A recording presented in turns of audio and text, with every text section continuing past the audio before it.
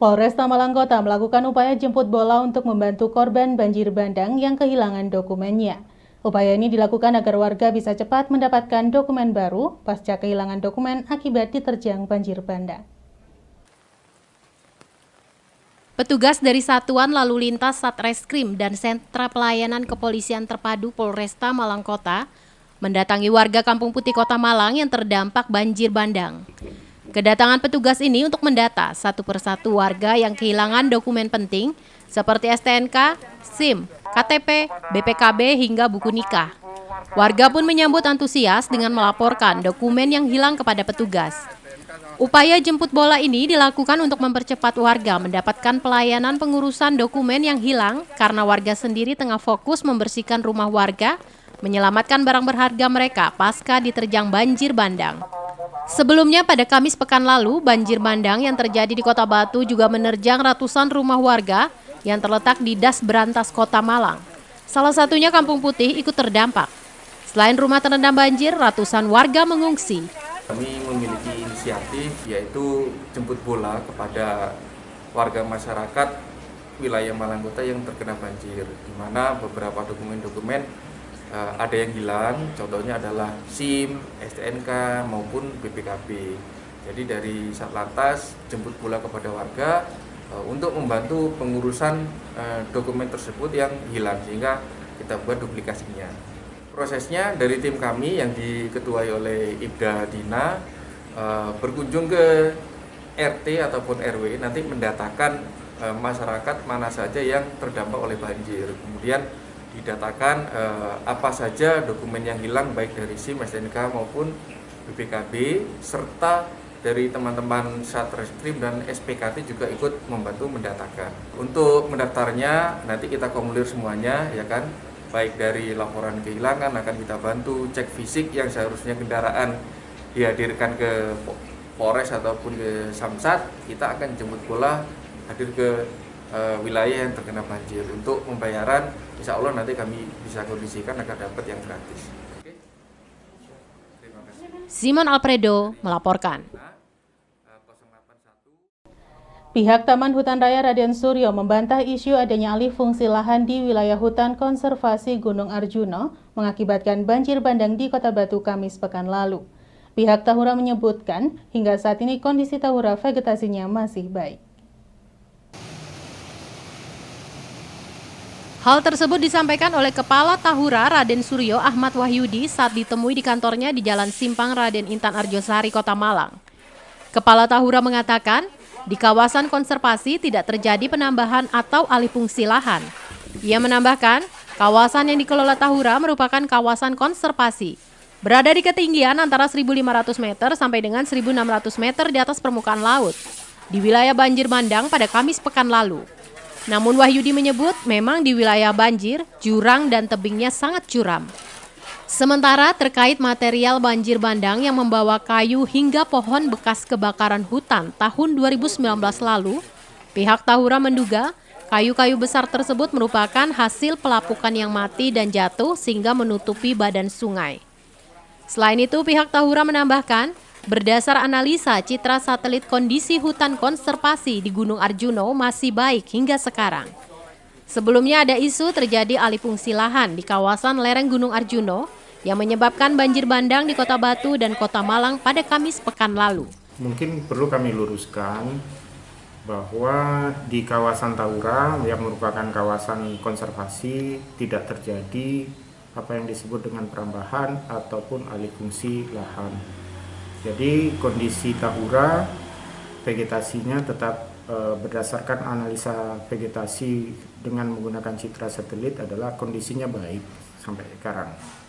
Kemudian kalau yang disebut tadi apakah dialih fungsi di tempat lain, kami tidak tahu karena memang di dalam di lereng Arjuna itu tidak hanya Tahura tapi ada kawasan yang di bawahnya merupakan kawasan APL atau mungkin lahan budidaya masyarakat, naik ke atasnya lagi mungkin hutan produksi dan hutan lindung yang dikelola oleh petani, nanti baru ke atasnya adalah kawasan Tahura yang merupakan kawasan konservasi. Kami ketinggiannya rata-rata berada di antara 1.500 sampai dengan 1.600 di wilayah banjir tersebut. Tapi yang jelas memang di wilayah tersebut jurang-jurangnya atau tebing-tebingnya itu adalah sangat dari mulai curam sampai dengan sangat curam. Sehingga memang apabila terjadi hujan yang sangat deras atau ekstrim deras, itu resiko longsornya akan sangat tinggi. Tapi kami sudah mengidentifikasi di areal kami tidak terdapat bekas-bekas longsoran ataupun tidak terdapat bekas-bekas perladangan sebagaimana yang ditanyakan tadi.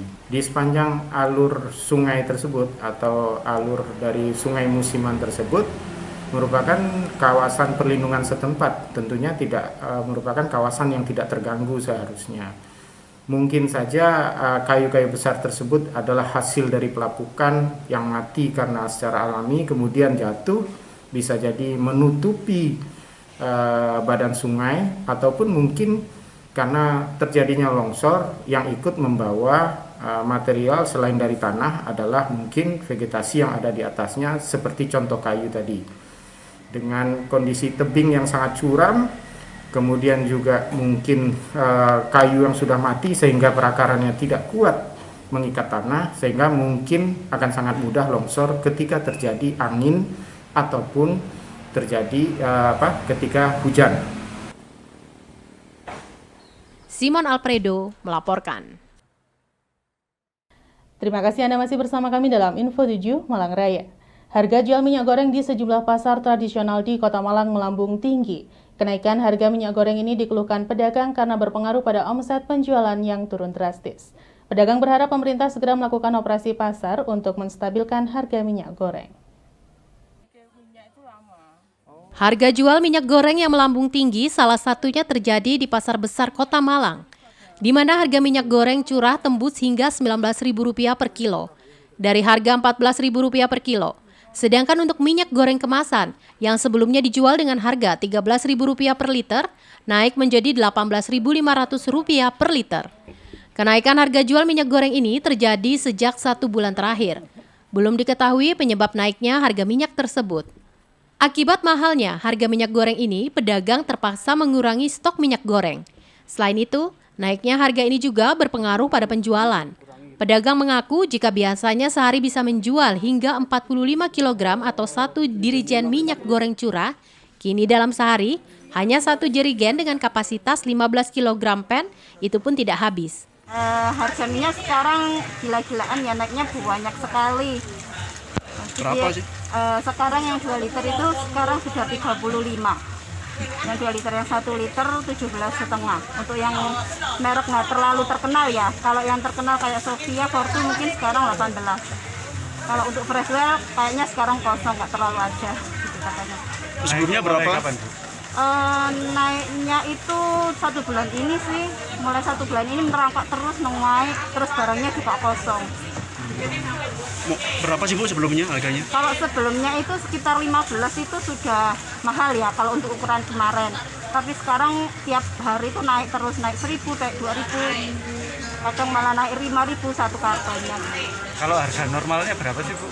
Harga normalnya kemarin 13. 13.000. Oh, jadi dari 13 itu naik ke 17 Iya, itu. naik terus itu naik. Pernah turun nggak Bu? Enggak pernah. Enggak ada minyak turun kalau gini Mas. Naik terus kalau iya. Penyebabnya apa sih Bu? Kurang tahu saya ya. Makanya itu kasihan juga yang rakyat kecilnya itu kalau naik terus ya. Masalahnya kasihan yang jualan-jualan atau warung itu kasihan. Bu, harapannya dari pemerintah Harapannya apa? itu pemerintah melakukan razia di pasar, menurunkan harga kayak kayak kemarin itu kan ada dari Operasi pemerintah pasar gitu ya, kayak operasi pasar gitu. Jadi rakyat kecil kan bisa membeli dengan harga murahnya. Sementara itu, Kepala Dinas Perindustrian dan Perdagangan Diskopindah Kota Malang menyebut bahwa kenaikan harga minyak goreng ini dikarenakan pengusaha lebih memilih mengekspor minyak goreng karena harga yang lebih mahal. Hal tersebut juga berpengaruh pada harga minyak goreng di dalam negeri. Diskoperindak berharap ada campur tangan Kementerian Perdagangan untuk bisa menekan harga minyak goreng ini. Diskoperindak juga tidak melakukan operasi pasar karena harga minyak sudah cukup tinggi dari pabrik. Meski harga melambung tinggi, namun Disko Perindak menghimbau masyarakat untuk tidak panik karena stok minyak di pasar tetap tersedia. Dari hasil pantauan kami, yang pertama adalah ketersediaan itu masih ada, tidak ada kelangkaan untuk komoditas minyak goreng. Tetapi harga ini memang melambung tinggi karena informasi yang kami dapat ada kecenderungan dari pabrikan maupun yang punya kebun kelapa sawit, perkebunan kelapa sawit itu ekspor. Nah, mungkin nilai jualnya lebih tinggi di sana. Nah, harapan kami adalah Kementerian Perdagangan itu menetapkan harga eceran tertinggi penetapan. Kami sudah berkoordinasi, konsultasi dengan Disperindak Provinsi juga untuk masalah harga ini. Termasuk operasi pasar yang sebetulnya kami rencanakan juga kita konsultasikan ke provinsi. Nah, dari arahan provinsi untuk sementara operasi pasar tidak dilakukan dulu karena percuma juga. Karena harga dari pabrikan itu sudah tinggi. Simon Alfredo melaporkan. Pembersihan material banjir di kawasan terdampak terus dilakukan pada status tanggap bencana. Sebanyak 300 personil Forum Pengurangan Resiko Bencana atau PRB Jawa Timur diterjunkan mulai hari pertama banjir sampai tanggap bencana berakhir. Upaya pembersihan material banjir dan perbaikan terus dilakukan oleh personil gabungan baik TNI, Polri, PUPR, warga masyarakat dan para relawan bencana yang datang tidak hanya dari Malang Raya tetapi juga dari Jawa Timur, terutama di kawasan terdampak agar kondisi bisa segera normal, terutama fungsi jalan, sungai dan fasilitas umum lainnya. Di kawasan aliran sungai di wilayah Beru terlihat proses pembersihan dilakukan oleh personil dari Forum Pengurangan Resiko Bencana atau PRB Jawa Timur, warga masyarakat dan Linmas yang difokuskan untuk pembersihan sampah kayu di lahan pertanian dan pinggir aliran sungai. Para personil dari Forum Pengurangan Resiko Bencana Jawa Timur ini sudah sejak hari pertama banjir bandang melakukan tugas SAR dan lainnya sampai batas tanggap bencana dicabut oleh pemerintah atau berakhir. Menurut koordinator lapangan di pos bersama Forum PRB di Kota Batu, selain melakukan pencarian korban juga memberikan paket sembako dan santunan kepada korban bencana, serta terus bekerja sama dan bersinergi dengan berbagai pihak untuk membantu pemulihan ekonomi warga masyarakat terdampak. Di lokasi kawasan Beru, pembersihan sampah kayu khususnya terus dilakukan oleh tim relawan bekerja sama dengan warga masyarakat dan juga Linmas, sehingga kondisi bisa segera kembali pulih dan aktivitas warga masyarakat bisa segera kembali normal, khususnya aktivitas para petani pemilik lahan yang terdampak langsung akibat banjir. Kemarin kita awal pada saat tanggap bencana, responsif emergency, kita juga membantu pencarian korban, itu dilakukan selama 3 hari, alhamdulillah sudah tuntas semua. Nah sekarang kita juga melakukan kegiatan pembersihan, mulai dari sungai, juga dari yang terdampak di rumah warga, itu juga kita lakukan. Sekaligus kita juga memberikan bantuan paket sembako dan santunan kepada keluarga korban yang terdampak banjir bandang yang ada di Batu. Untuk sementara ini Forum PRB yang sudah bergabung di pos bersama itu kurang lebih sekitar 360-an, tetapi kita bagi, kita sebar di beberapa titik sesuai dengan kemampuan yang ada di desa, itu biar kita atasi semua. Teman-teman relawan dari beberapa lembaga, karena di Forum PRB ini kita membawai dari lembaga kemanusiaan, ibaratnya pentaheliknya, mulai dari dunia usaha, juga di pendidikan, dan semuanya itu harus bersinergi bersama, karena memang bencana adalah urusan kita bersama. Harapan ke depan yang terpenting kita harus terus bahu-membahu dan membantu, karena ini masih panjang sekali Renkon. Kita juga harus memahami pra bencana, pasca bencana sampai selesai, bagaimana kita juga memberikan sebuah pemulihan secara ekonomi kepada warga. Salah satunya juga kita memberikan sosialisasi, edukasi, bagaimana cara kita tetap harus bisa menjaga alam, biar alam ini tidak menjadi korban bencana lagi. Salah satunya kita tetap terus berintrospeksi diri, salah satunya juga kita bisa harus menjaga alam ini dengan sebaik-baiknya dan tidak terjadi bencana banjir bandang lagi yang ada di Bali. Iwan Hikmawan melaporkan. Terima kasih Anda masih bersama kami dalam Info 7 Malang Raya. Memberikan pemahaman dan pengetahuan tentang ketentuan perundang-undangan di bidang bea cukai dalam rangka gempur rokok ilegal, Dinas Kominfo Kabupaten Malang bekerja sama dengan Kantor Pengawasan dan Pelayanan Bea dan Cukai Tipe Madya Cukai Malang menyelenggarakan sosialisasi gempur rokok ilegal yang diikuti peserta perwakilan aparat kecamatan, perangkat desa, RT dan RW se-Kecamatan Paga. Kamis 11 November 2021 bertempat di salah satu hotel di Kota Malang. Kegiatan sosialisasi perundang-undangan di bidang bea dan cukai sekaligus program gempur rokok ilegal ini diikuti oleh kurang lebih 100 peserta yang terdiri dari perwakilan aparat kecamatan, perangkat desa, RT dan RW se-Kecamatan Pagak, Kabupaten Malang. Kegiatan ini dihadiri oleh Sekda Kabupaten Malang, Dr. Wahyu Hidayat, PLT Kepala Dinas Kominfo M. Nur Fuad Pauji beserta jajaran, para narasumber dan ratusan peserta sosialisasi. Kegiatan sosialisasi ini diselenggarakan untuk memberikan pemahaman dan wawasan kepada warga masyarakat, khususnya aparat kecamatan, perangkat desa sampai RT dan RW terkait dengan cukai rokok, sekaligus sebagai upaya untuk gempur peredaran rokok ilegal dengan peran serta aparatur pemerintahan dan aparatur desa. Dalam laporannya, PLT Kepala Dinas Kominfo Kabupaten Malang M. Nur Fuad Pauji menjelaskan maksud kegiatan sosialisasi, memberikan pemahaman tentang cukai rokok dan berharap peserta sosialisasi menjadi kepanjangan tangan dalam memberikan edukasi sekaligus mempersempit peredaran rokok ilegal. Sementara itu dalam sambutannya, Sekretaris Daerah Kabupaten Malang Dr. Wahyu Hidayat menjelaskan, dana bagi hasil cukai hasil tembakau 2021 Kabupaten Malang sebesar 80 miliar dan peruntukannya yaitu untuk bidang kesehatan, penegakan hukum, dan untuk kesejahteraan masyarakat, serta mengajak seluruh elemen masyarakat Kabupaten Malang untuk bersama-sama dengan pemerintah memberantas peredaran rokok ilegal. Acara dilanjutkan dengan pemaparan materi oleh Guntur Sutiono dari KPP Bea Cukai Malang, menjelaskan misi Bea Cukai dan ciri-ciri rokok ilegal serta upaya pemberantasan peredaran rokok ilegal dengan melibatkan partisipasi masyarakat.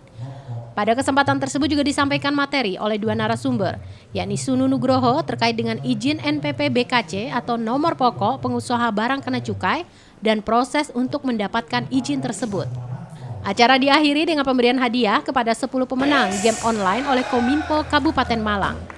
Kita akan melaksanakan ini per kecamatan, dan ini memang ada dampak yang sudah dirasakan dengan adanya peningkatan pertama kesadaran masyarakat, dan kemudian dengan hasil laporan dengan sampai kemarin bahwa memang sudah banyak info-info yang diterima oleh tim ada satuan tugas yang diserahkan oleh Bea Cukai terkait dengan adanya beberapa rokok ilegal.